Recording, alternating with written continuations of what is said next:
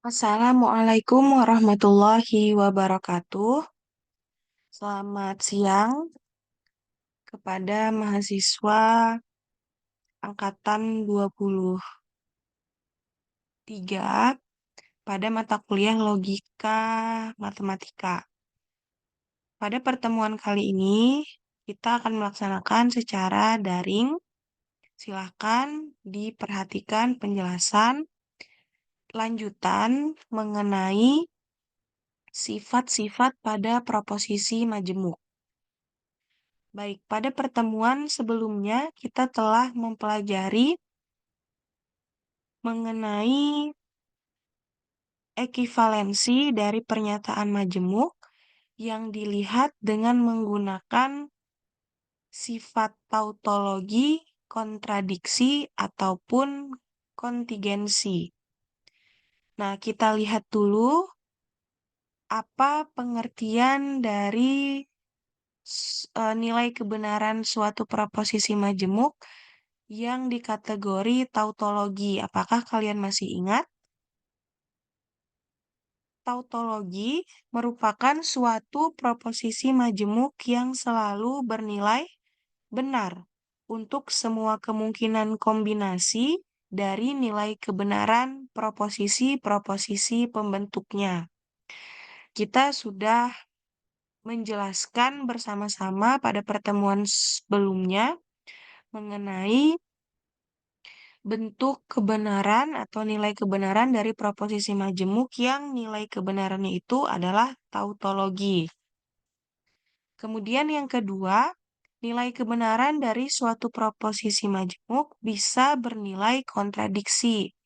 Apa yang dimaksud dengan nilai kebenaran yang bersifat kontradiksi? Artinya, suatu proposisi majemuk yang selalu bernilai salah untuk semua kemungkinan dari kombinasi nilai kebenaran proposisi-proposisi pembentuknya. Jadi, semua nilai kebenarannya itu bernilai salah. Kemudian yang ketiga, yaitu nilai kebenaran dari suatu proposisi majemuk yang bersifat kontingensi. Apa yang disebut dengan kontingensi? Artinya, suatu proposisi majemuk itu bukan termasuk tautologi ataupun juga bukan termasuk suatu kontradiksi.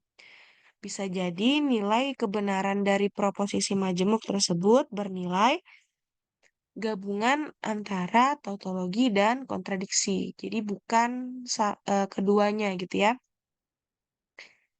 Kalau berdasarkan dari contoh yang telah kita kerjakan bersama pada pertemuan sebelumnya, kita menggunakan dengan pembuktian tabel kebenaran.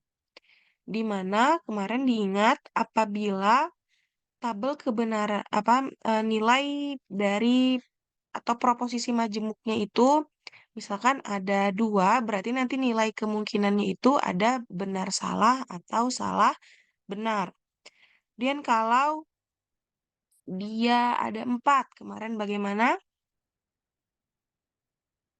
Kalau ada eh, pernyataannya itu ada P, berarti kan benar salah atau salah dan benar. Kalau dia ada PQ, berarti benar salah, benar salah, benar benar benar benar, benar salah, benar salah, dan seterusnya. Dengan rumus apa kemarin? Apakah masih ingat?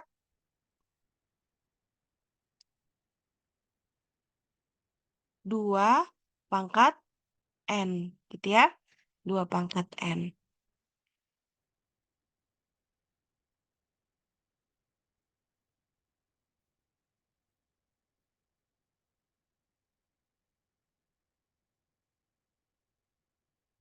Baik, kita lanjutkan untuk nilai kebenaran dari proposisi majemuk tadi. Nah, kalau misalkan di sini ada contoh dari ekivalensi secara logis. Apabila ada dua buah proposisi, itu dapat dikatakan ekivalen atau ekivalen secara logis jika kedua proposisi tersebut memiliki nilai kebenaran yang sama. Proposisi P dan Q ekivalen dinotasikan dengan P ekivalen Q atau yang sering disederhanakan menjadi P sama dengan Q. Boleh ditulis dengan notasi ekivalen seperti ini atau cukup ditulis dengan notasi sama dengan. Definisi dari ekivalen di atas dapat dirumuskan sebagai proposisi P dan Q ekivalen jika dan hanya jika P dan Q itu atau P jika dan hanya jika Q merupakan suatu yang tautologi. Jadi dia dikatakan ekivalen atau ekivalen secara logis jika proposisi P dan Q itu merupakan suatu yang tautologi. Jadi itu yang harus digarisbawahi. Kita lihat contoh. Buktikan dengan tabel kebenaran bahwa proposisi jika P maka Q itu ekivalen dengan jika negasi Q maka negasi P. Apabila kita menggunakan tabel kebenaran, maka kita harus mendefinisikan terlebih dahulu nilai kebenaran pada dua buah proposisi, yaitu P dan Q. Dengan rumus apa? Dengan rumus 2 pangkat N, di mana N itu adalah banyaknya proposisi. Sehingga apabila di sini ada dua buah proposisi, yaitu proposisi P dan Q, maka tabel kebenarannya akan menjadi 2 pangkat 2, yaitu 4. Nah, untuk pembagian atau untuk kombinasi dari masing-masing nilai proposisi P dan Q, yaitu BBSS dan BSBS. Nah, yang pertama berarti kita cari dulu nilai implikasi P implikasi Q. P implikasi Q berarti yang pertama, jika benar maka benar, dia akan bernilai benar. Jika benar maka salah, maka akan bernilai salah. Jika salah maka benar, maka bernilai benar. Jika salah, maka salah akan bernilai benar. Sehingga untuk proposisi jika P maka Q menghasilkan nilai kebenaran BS, BB. Nah, apakah dia ekivalen dengan suatu proposisi majemuk lainnya, yaitu jika negasi Q maka negasi P? Maka akan kita cek. Untuk mengeceknya, kita lihat dulu negasi dari Q. Negasi dari Q berarti S, B, S, B. Sedangkan selanjutnya kita dapat mencari negasi dari P. Negasi dari P yaitu negasi dari P berarti S, S, B, B. Sehingga nilai kebenaran dari jika negasi Q maka negasi P akan bernilai BS, BB. Nah, maka kalau kita ingin mencari nilai ekivalensi dari dua buah proposisi ini, dapat dituliskan sebagai eh, jika P maka Q, maka jika negasi Q, maka negasi P. Nah, kita hubungkan dengan biimplikasi. Biimplikasi antara jika P maka Q, kemudian diimplikasikan dengan jika negasi Q maka negasi P. Sehingga diperoleh hasilnya adalah benar semua atau tautologi. Nah, oleh sebab itu, kalau kita perhatikan antara implikasi yang pertama untuk jika P maka Q dan untuk implikasi yang kedua, jika negasi Q maka negasi P itu memiliki nilai yang ekivalen atau nilai yang nilainya tautologi, artinya dia ekivalen gitu ya. Artinya untuk dua buah implikasi ini dia bernilai sama. Dengan demikian terbukti bahwa jika negasi P maka negasi Q itu ekivalen terhadap jika P maka Q itu ekivalen terhadap jika negasi Q maka negasi P. Nah, itu adalah Tambahan sedikit mengenai ekivalensi secara logis. Kita lanjutkan kepada kesetaraan dua proposisi. Seperti yang pernah saya katakan pada waktu awal-awal pertemuan gitu ya, bahwa pembuktian nilai kebenaran untuk logika matematika itu dapat ditempuh melalui beberapa metode atau beberapa cara. Cara yang pertama kita telah belajar dengan menggunakan tabel. Kemudian cara yang kedua kita dapat menggunakan dalil-dalil kesetaraan pada dua buah proposisi. Nah, untuk cara yang kedua ini dengan menggunakan dalil-dalil kesetaraan, kita perlu memperhatikan beberapa dalil-dalil kesetaraan dua proposisi yang dapat digunakan sebagai metode pembuktian. Dua buah proposisi P dan Q dikatakan setara secara logik jika P ekivalen Q atau P sama dengan Q. Untuk memeriksa kesetaraan dua buah proposisi dapat digunakan tabel kebenaran atau dalil-dalil kesetaraan. Nah, untuk keterangan T itu menyatakan suatu proposisi tautologi, kemudian K menyatakan proposisi yang kontradiksi. Jadi itu harus diperhatikan dalam membaca dalil kebenaran atau dalil kesetaraan. Untuk dalil kesetaraan yang pertama disebut dengan dalil keidentikan. Dalil keidentikan ini menggunakan yang pertama P atau K. K tadi apa? K tadi menyatakan proposisi yang bersifat kontradiksi. Sehingga apabila ada suatu proposisi P kemudian dihubungkan dengan operator logika atau kemudian nilai dari proposisi selanjutnya itu merupakan nilai yang kontradiksi, maka hasil dari ekivalensi P atau K ini itu akan sama dengan P. Yang kedua, P atau T sama dengan T. P atau T sama dengan T artinya jika ada suatu proposisi P yang dihubungkan dengan operator logika disjungsi, kemudian proposisi kedua itu bernilai tautologi atau bernilai benar semua, maka P atau T tadi akan setara atau akan ekivalen nilainya dengan T. Yang C dan D itu sama dengan menggunakan operator logika konjungsi.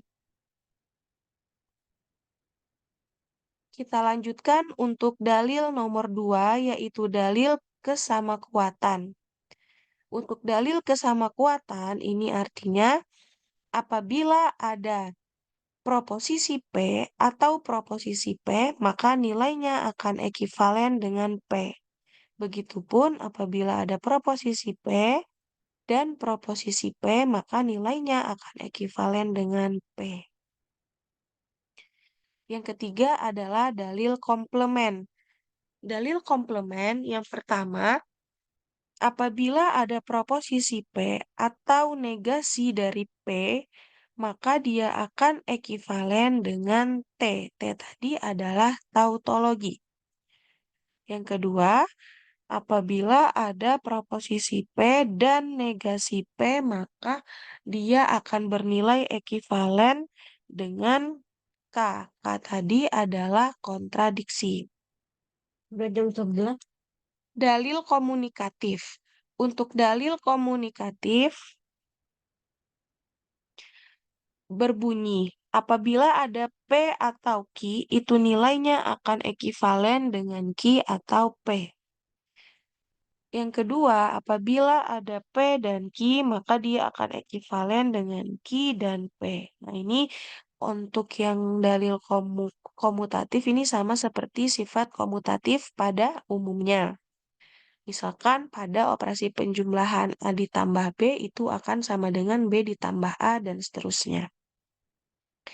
dalil yang kelima yaitu dalil asosiatif. Untuk dalil asosiatif berbunyi P atau Q atau R itu akan ekivalen dengan P atau Q atau R. Nah, ini juga sama seperti dalil asosiatif pada umumnya, seperti itu. Kemudian yang dalil distributif. Dalil distributif yang pertama, P dan Q atau R, maka akan ekivalen dengan P dan Q atau P dan R.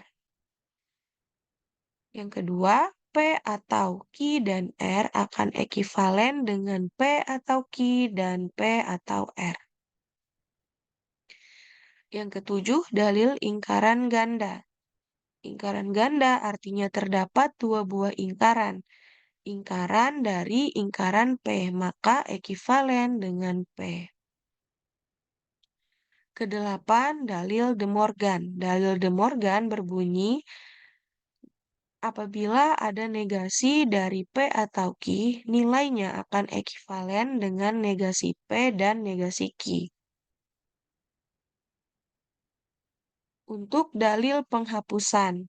Dalil penghapusan bunyinya apabila ada P atau Q dan P, nilainya akan ekivalen dengan P. Begitupun apabila ada P dan Q atau Q, maka nilainya akan ekivalen dengan Q. Adapun dalil-dalil tambahan yang dapat digunakan dalam pembuktian kesetaraan logik, yang pertama, jika P maka Q itu nilainya akan ekivalen dengan negasi P atau Q. Yang kedua, jika P jika dan hanya jika Q itu akan ekivalen dengan jika P maka Q dan jika Q maka P. Akan ekivalen kembali dengan negasi P atau Q dan negasi Q atau P. Nah, itu beberapa dalil-dalil yang dapat digunakan dalam pembuktian dua buah proposisi majemuk atau pembuktian kesetaraan logik. Kita lihat contoh 1.16. Dengan menggunakan dalil kesetaraan, tunjukkan bahwa yang pertama, P atau Q dan negasi P sama dengan negasi P dan Q. Kita lihat cara yang pertama, silakan dituliskan kembali apa yang akan dibuktikan.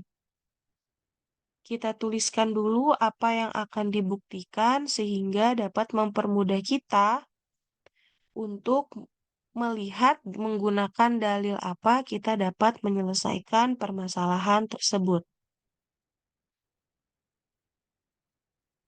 P atau Q dan negasi P sama dengan negasi P dan Q.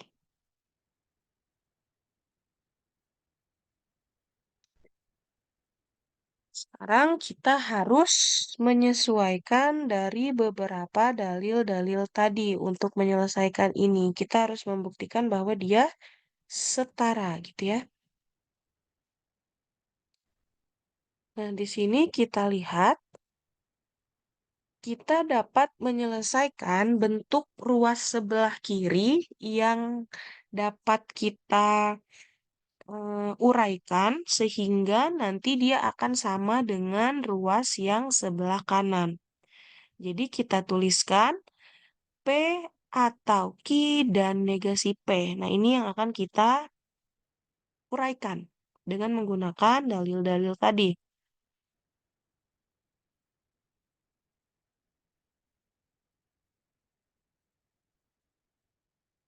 Sekarang kita perhatikan.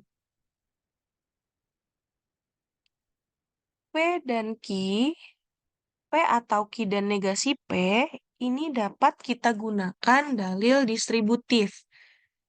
Karena tadi dalil distributif itu bunyinya adalah P dan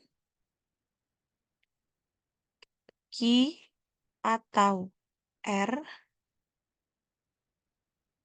itu akan sama dengan P dan Ki atau P dan R. Nah, gini. Atau tadi yang keduanya adalah P atau Ki dan R gitu ya, jadi terbalik. Nah, sekarang kita lihat di sini P dan Ki.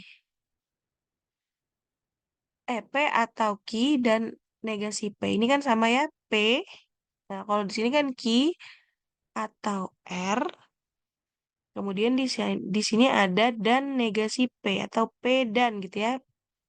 Sama ini. Nah, berarti dapat kita gunakan dalil yang distributif. Bagaimana kalau kita gunakan dalil distributif? Berarti kita lihat dulu kesamaannya.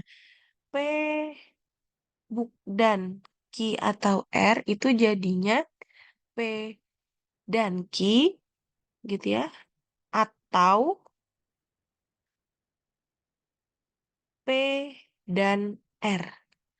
Nah, berarti kalau di sini karena di sini dia menggunakan atau, maka nanti penghubungnya juga menggunakan atau sama seperti ini ya. Berarti ini tinggal kita distributifkan.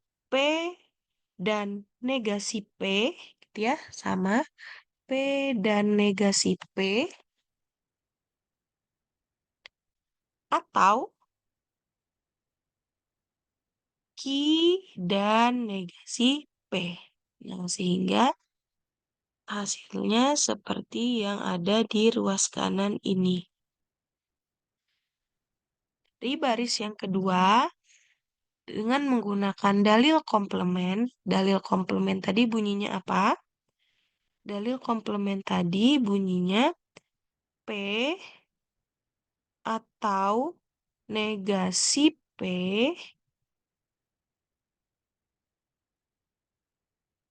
itu sama dengan T.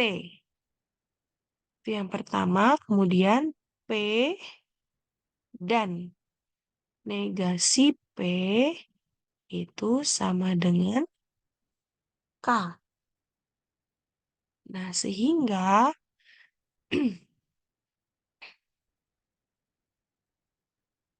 untuk P dan negasi P atau Ki dan negasi P itu dapat kita sederhanakan. P dan negasi P ini kita ubah nilainya sama dengan K. P dan negasi P itu sama dengan K.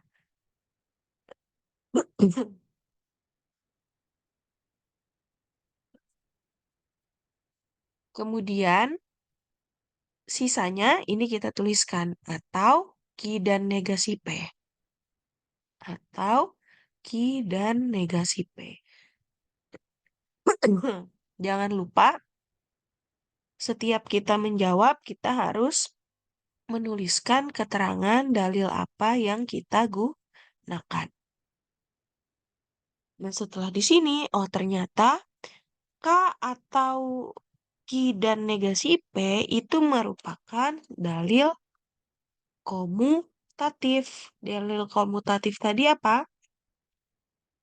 Dalil komutatif tadi bunyinya P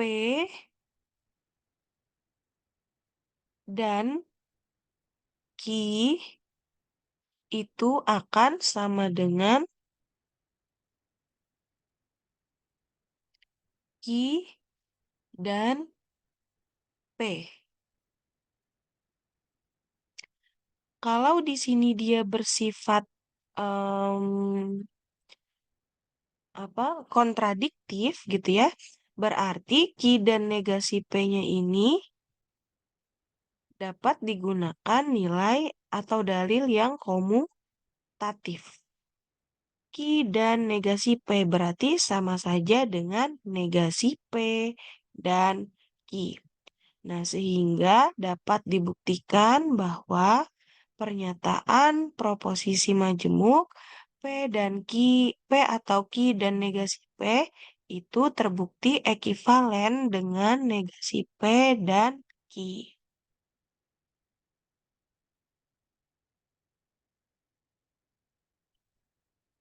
Begitupun untuk contoh yang nomor 2. Nomor 2 di sini ada menggunakan dalil De Morgan, kemudian dalil distributif, dalil penghapusan, dan kemudian balik lagi ke dalil De Morgan. Jadi, intinya adalah untuk dapat membuat kesetaraan nilai proposisi, dua buah proposisi ini, kita dapat menggunakan berbagai macam dalil yang telah dijelaskan sebelumnya.